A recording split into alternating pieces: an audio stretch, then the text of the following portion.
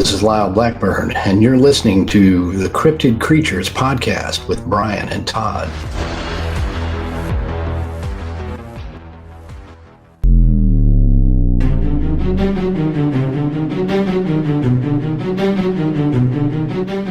I was riding back and forth on this dirt road, and I recall riding back towards the dogs, and my dogs were going crazy. Like, you know, the vicious barking like there's a stranger.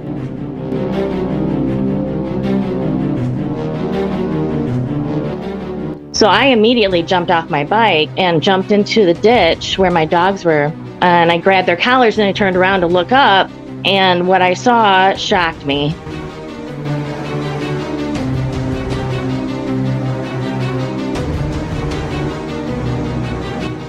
It walked across leisurely. I mean, it was swinging its arms.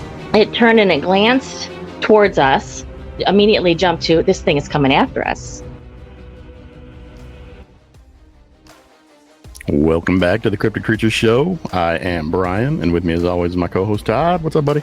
Brian, are you ready to talk about some more cryptid encounters on the show today? Boy, am I. As always, I love talking about. Always. Tonight's encounter comes from your home state, Michigan. What? Michigan? You believe that? No.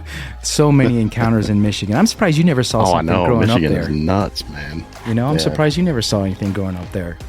Well, I was kind of down in southwest lower Michigan. Tonight's encounter, we're going to talk to Joy. She had an encounter in Grand Haven, Michigan. I'm sure you know that's Grand Haven. Uh-huh. Right.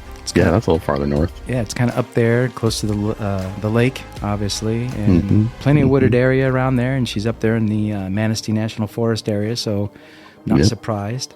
So we'll bring her on and talk about her encounter and see what she's got to say. What do you say? Right on. Yeah, I'm excited about that. We're not that far, so we can probably travel up there and check it out. Absolutely. All right, let's bring her on. Let's get her. Hello, Joy. How are you doing tonight? Good. Well, thanks for being here and talking to us. Yeah. Yeah, sure. I appreciate you guys having me on. Definitely. So what year did your encounter happen? So it was around, I believe it was definitely 1977. So I was either 6 or 7 years old at the time of the sighting. And it was in Grand Haven, Michigan on Buchanan Street, just specifics. And at that time in 1977, Grand Haven was it was a sizable town, but where we lived, it was in the country. I mean, we lived on a dirt road about a mile from Lake Michigan. My dad had, over 200 acres of land. And then, we were typical 70s kids, right? Had kind of just hung out all day, from morning until dusk. And, my parents had a few restrictions, like, stay around the property. Don't go off, too far away. That was about the time. Did you want me to go into the details of my encounter? Yeah. Start from the beginning and just roll right on with it. Okay. Like I mentioned, I was around 6 or 7. I have a twin sister who was also with me. And we also had 2 big Labrador dogs, Labrador retrievers, with us. And I had just learned to ride a bike. So I was riding back and forth on this dirt road, and my sister wasn't riding. She was just hanging out with me and the dogs. And I recall riding back towards the dogs, so away from where this hairy monster came out of the woods. And my dogs were going crazy. Like, the vicious barking like there's a stranger. It's not just barking because they saw a rabbit or, something. So I immediately jumped off my bike and jumped into the ditch where my dogs were barking ferociously. And I grabbed their collars and I turned around to look up, and I was expecting to see, a bicycler or someone running by. And what I saw shocked me. It was a hairy, we called it a hairy monster, my sister and I. At the time, we didn't have, we were too young. We didn't have any concept of a Bigfoot. So I saw it walk out of the woods about 200 feet away from us. And it was on a little bit, our gravel road wasn't flat. We did have a little bit of a hill, and it was on the top of the hill, crossing from right to left. It happened fast. It wasn't running, but I was struggling with these dogs that just wanted to go after this thing. But from what I saw, it was a very tall, broad-shouldered thing, and it walked across leisurely. I mean, it was swinging its arms, and it looked it about halfway across the road. It turned and it glanced towards us. My sister was on the road, and I was in the ditch with the dogs, so I was a little bit lower of a vantage point than my sister was. But it turned and looked at us, and I remember very distinctly that it didn't just turn its head; it turned its head and its upper torso at us, because my mind immediately jumped to, this thing is coming after us. It's heading our way. But it stopped about in the middle of the road and glanced at us, and then it turned back and it continued walking into the woods on the other side of the road. So my sister and I were freaking out. I jumped on my bike, and my sister took the dogs, and I rode to the neighbor's house. Neighbors were friends of ours. We always hung out with them. They were around our age. And I remember saying we saw this hairy monster.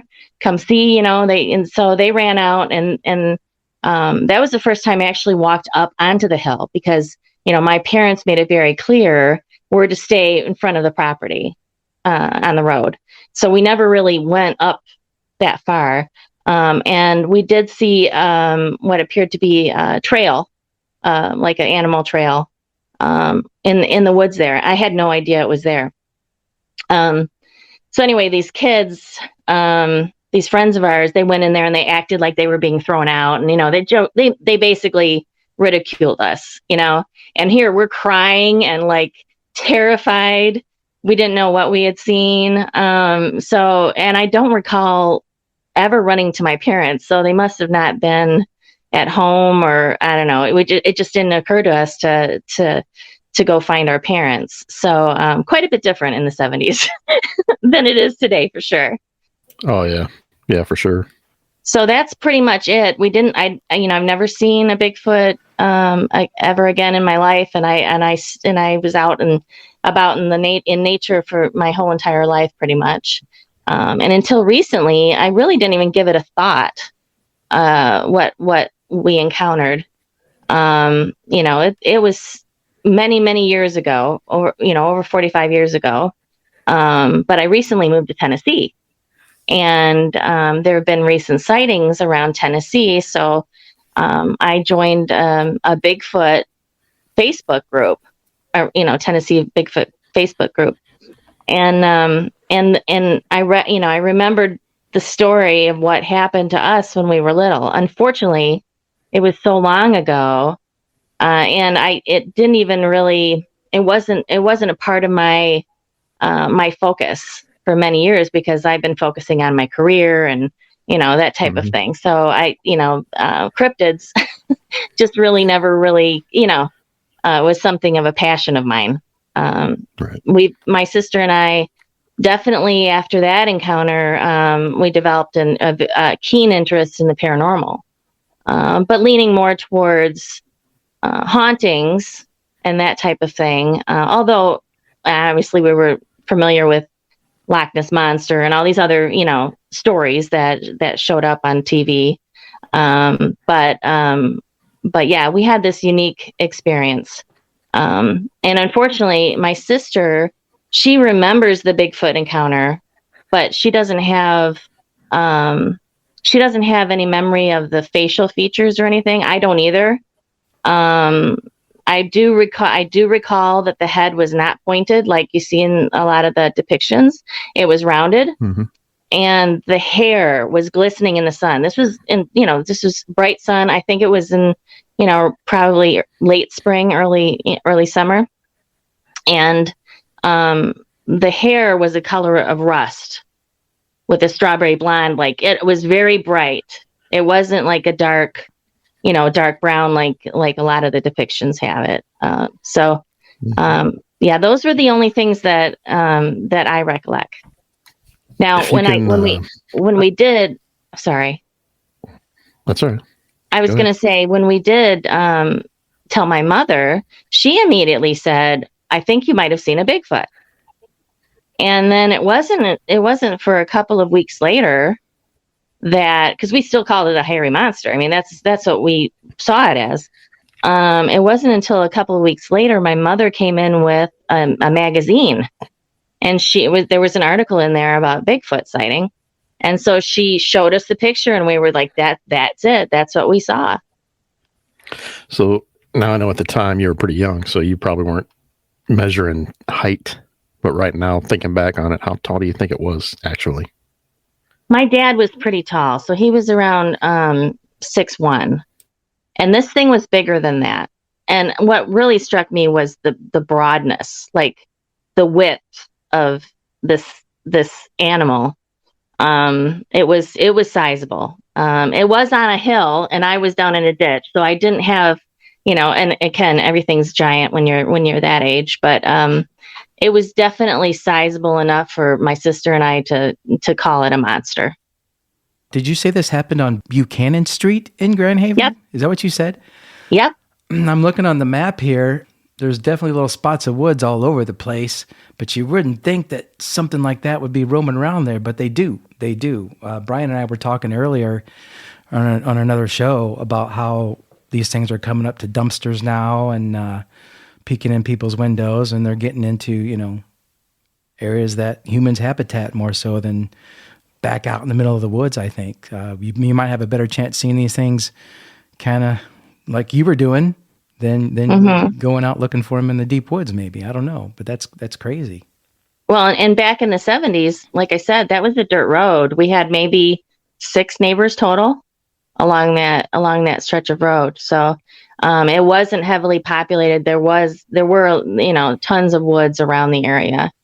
And it's funny, I have a friend from childhood, and I mentioned to her, or I mentioned something about Bigfoot on my Facebook page, and she was like, "I remember when you guys saw the Bigfoot." She was our friend, she was very close. She lived close by. To a point where she could walk across the golf course and come to our house. Again, 70s. Yep. So 6 years old.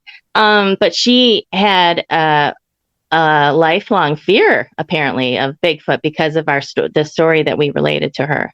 I had no idea. And to my sister and I, we weren't really fearful of going out into the woods after seeing that. I think when you're young and you see something new, it's just like something, it's another new thing that you see. So we just had a different opinion of it. I mean, obviously, if somebody asked me point blank, have I ever had an experience or an encounter with Bigfoot, I would say yes, and tell them the story. But I didn't lead with that ever in my life. And I'm in a professional career position, and I wouldn't dare say, mention that I saw what I saw when I was young. Understandable. What did your dad say when he was told about it? I don't recall what my dad said. He wasn't too keen on anything of the paranormal, and, he controlled the TV for the most part. So we really didn't until like In Search Of it became syndicated and we could see it on our regular TV. We didn't really, and we had to wait until my dad went to sleep at night. We didn't really get to actually enjoy those television shows too much. So he probably poo-pooed it. Do you think my mom believed? You think, obviously? I think she did. We were beyond scared, and me fighting with the dogs wanted to go after this thing. And I'm 6 years old trying to hold the collars of two dogs. So it's very vivid recollection that we obviously had. Unfortunately, she passed away before I developed an interest again in Bigfoot, because I would have loved to have gotten an adult's perspective of the story that we told at the time. Because I'm sure, my sister and I probably over the years, we never really sat together as adults and talked about what our experience was, what our encounter was, which is really strange until it came up in a dinner conversation maybe 5 years ago. And in her recollection, she was the only one that was there, and she was the only one that encountered it. So it's interesting. But you have different perspectives as you get older and things kind of fade from memory. Yeah, Michigan's known for a lot of Bigfoot encounters, dogman encounters. Where do you think this thing was coming from? Do you think he was staying more closer to the lake? We moved up to the Manistee area when we were older, and I am aware of Manistee National Forest having encounters of Bigfoot. You're listening to the Cryptid Creatures Show with Brian and Todd. If you're enjoying the show or would like to submit an encounter, visit our website at www.cryptidcreatures.net, or you can email us at info@cryptidcreatures.co. Now back to the show. I think, back then in the 70s, Grand Haven was not as populated as it is today. There were, there's a lot of woods, and I've also heard of Hart, Michigan, having some encounters in I think the 80s. So, I just think I don't know. I just think they live around there. It obviously got a lot of sun because it was I noticed that rust color, and the kind of some of the hair is kind of shining in the sun. So, it definitely was out and about. The encounters that we hear, a lot of them are the orangutan color, maybe. Is that kind of what it was like? Yeah. Yeah, that's it. Yeah, that color. Yeah. Yeah, we hear that a lot. So you're down in Tennessee now, you said. Are you said there's some stuff going on down there too? Some sightings you're hearing about, or what? Yeah, so I moved to the Norris Lake area of Tennessee, eastern Tennessee, 2 years ago. And I belong to a Norris Lake Facebook group, and somebody posted some pictures of that somebody had taken at Norris Lake, recent sighting of Bigfoot. That kind of just triggered my memory. So, again, this is not a Bigfoot group. So I posted just innocently, hey, has anyone else had any encounters with Bigfoot on Norris Lake? And, I think 3/4 of the people that responded said jokingly, like, it's my ex-husband, or, very, very harsh, critical, humor, which I laughed at. I thought a lot of them were funny, but in between those, you did have some people saying, yeah, my uncle had this encounter, and, point 19 of Norris Lake, and several people claimed this one area of Norris Lake to have many Bigfoot sightings. And there's a big national forest there, Chuck Swan National Forest. I don't know if it's national, but maybe it's a state forest. Chuck Swan State Forest, yeah. Yeah, state forest. But it's a large, sizable forest, and apparently many of the recent sightings have been around that area. Well, I'm telling you, I'm looking at the pictures of this place, and it is the perfect habitat for these squatchy. Creatures. Yeah, very, very. Well, no, it's funny. I got to look now too. Where did you say that? What was the name of the lake? Norris Lake. Norris. Yeah, it's a big lake. Beautiful area. Yeah. Oh boy. Yeah, you're in the middle of everything there. Oh yeah. You're right in the Appalachian Mountains. There isn't more. Mm-hmm. There probably is more, but people just don't say anything, which we get a lot of too. Well, and that's why, I joined a Bigfoot Facebook group, and all of a sudden, there were people that actually believed what I was saying, which was, I haven't been to any of the Bigfoot conferences or anything like that. I did just buy tickets for the one in Tennessee. So I'll be attending that one. But it wasn't, it wasn't my focal point. My focal point has been more on the paranormal, and Right. and not that Bigfoot isn't considered paranormal, but historically hauntings and that type of thing is kind of what my sister and I kind of gravitate to. Okay. We do paranormal too on this podcast. Great. Yes, we I had a lot of strange things happen. So. Well, let's hear about them. We got time. Oh, okay. All right. Well, I'm a bit of a skeptic. My twin sister is, she always feels and hears and sees things. And a lot of the times I poo-poo a lot of what she encounters. But I have to say, we went to Mackinac Island, which I highly suggest if you guys, you're nearby, highly suggest vacationing there and staying overnight at a bed and breakfast or what have you. That place has so much atmosphere and it is so haunted. So my one encounter on the island, my sister and I, my parents both passed away, so I make it a point to we go on kind of a trip each year, and it's usually paranormal based because we don't get along any other way. We're very much polar opposites in every way. But the only thing we agree on is paranormal. So I signed up for a Strange Escapes weekend on Mackinac Island, which, it's some well-known TV ghost hunters put it together. And you go on investigations and that type of thing. But after the investigations and the meetings were done, my sister and I hired a taxi, which, if people aren't familiar, Mackinac Island, the taxis are horse driven. So about 30 minutes later, the taxi pulls up in front of our bed and breakfast. And around midnight, we had him drive us up to the top where all the cemeteries are and drop us off. So we're, midnight, just my sister and I walking down the road where the cemeteries were. And of course we were trying to get some EVPs and that type of thing. I have a FLIR. So we were trying to see what we can see. And I was tugged. We were in the middle of the road. There weren't any trees or anything. And my sleeve was tugged. My arm moved. It was tugged that hard.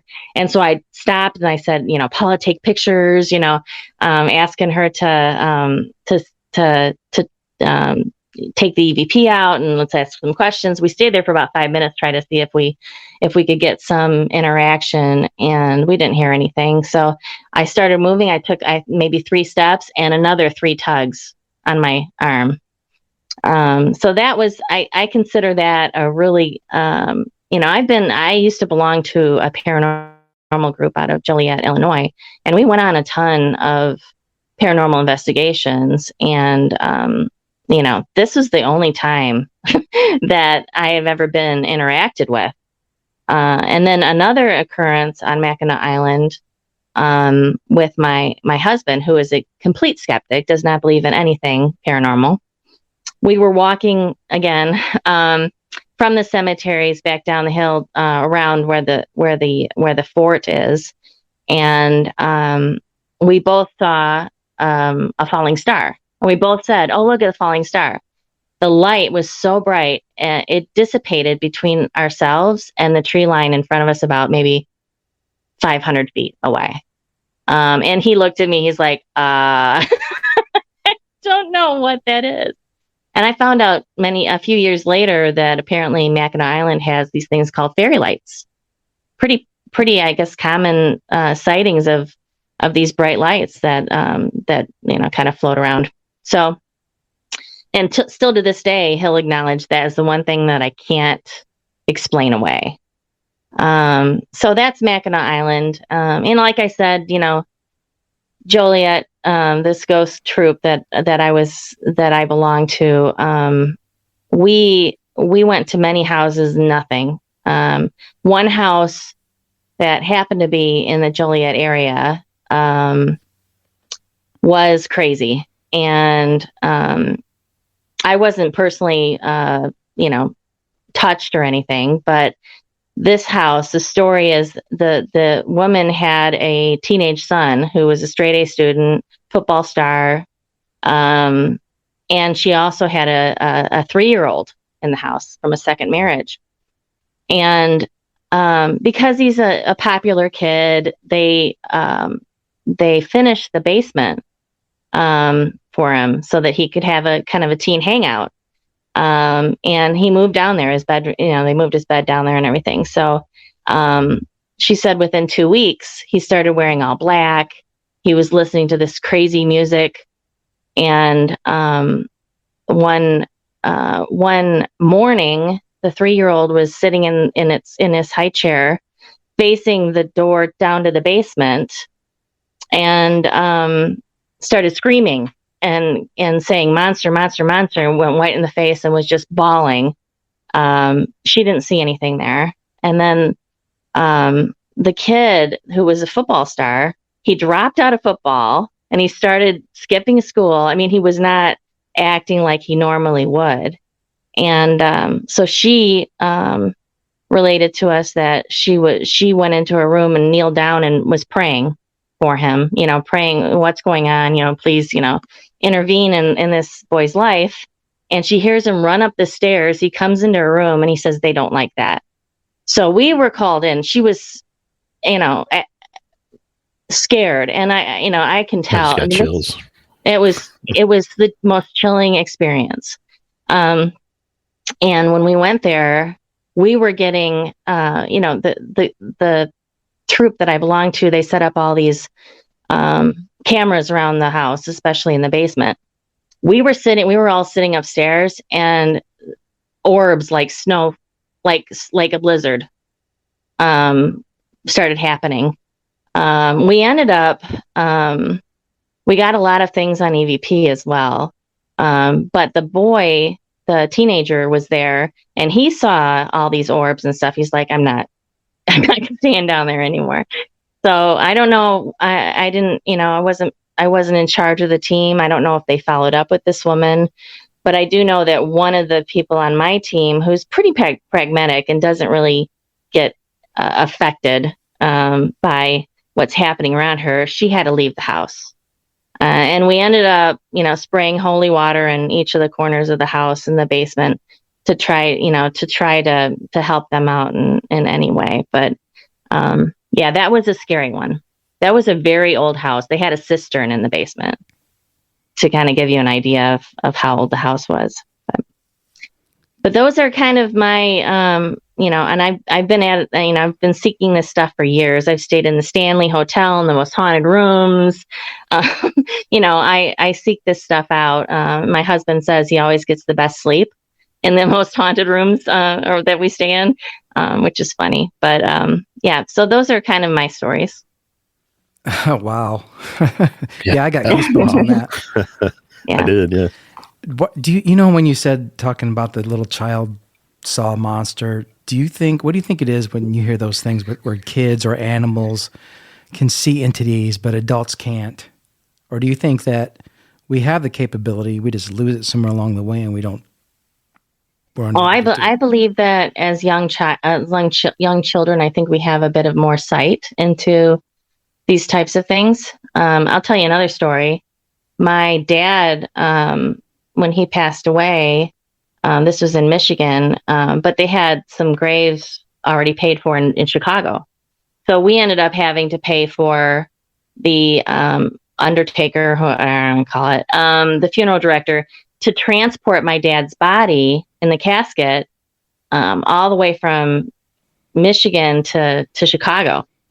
And there's a rest area at the border of Indiana, which you guys might be familiar with, that everyone basically stops at.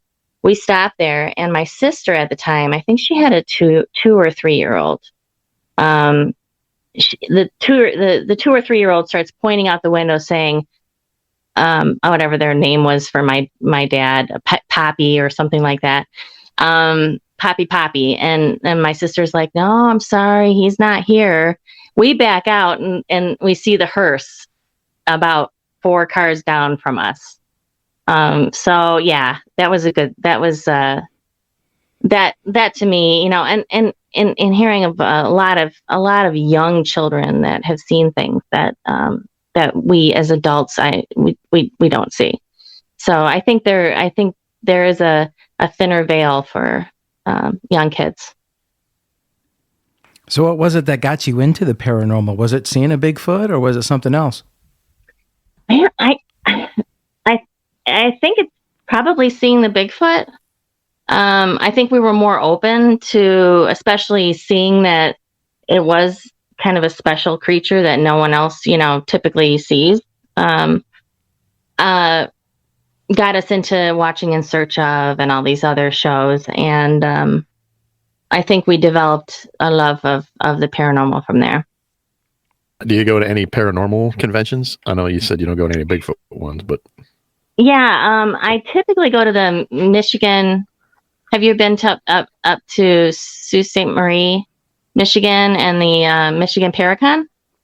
Not yet, but we want to go to that one. Yes. Yeah, if you haven't, definitely do. I actually met Cliff from Bigfoot Hunters up there, and I don't watch Bigfoot shows. Like, the whole, investigating at night, I get it, but I saw this Bigfoot during the daytime. You know what I mean? So I don't necessarily think nighttime, obviously your senses are heightened. But anyway, I bumped into Cliff, told him my story. And then the one question that I've always been asked if ever I did share my story about the Bigfoot sighting was, why aren't there any bones or biological evidence of a Bigfoot? And his response to me was, I mean, it was a big light bulb moment for me. He said, how often when you're walking through the woods do you come across a deer carcass or a deer bones? And think about how the population of deer that we have comparative to these big, potential, Bigfoot. And how often do you see deer? I mean, I see deer, occasionally, in on the wood line, the looking out the window of the car, I see deer. But I think of the population of deer compared to these particular items, these particular where you're at too. If we live up here, we see deer a lot. Yeah. Oh, and when I lived in Grand Haven and then further north, yeah, for sure. Mm-hmm. I know what you mean, though. Besides seeing them hitting dead on the road, if you're trekking out through the forest, when do you ever come across any kind of skeletal remains? Yeah, bear, anything. You don't. A squirrel? You don't see squirrels either. I mean, something's going to deteriorate so fast in the woods. They've done studies on that. They put dead animals, dead deer out there, and within 7 days, there was nothing. There was no bones. And add that to the fact that I think Bigfoot bury their own. They take care of their own dead. If these things have a language and they walk like we do, and maybe they're part human, maybe they're not, I don't know. But I think they live in family units and they bury and take care of their dead. That's why we're not. They probably have their own rituals. Yeah. Mm-hmm. So do you ever get out looking for Bigfoot anymore? Or is it pretty much just the paranormal stuff?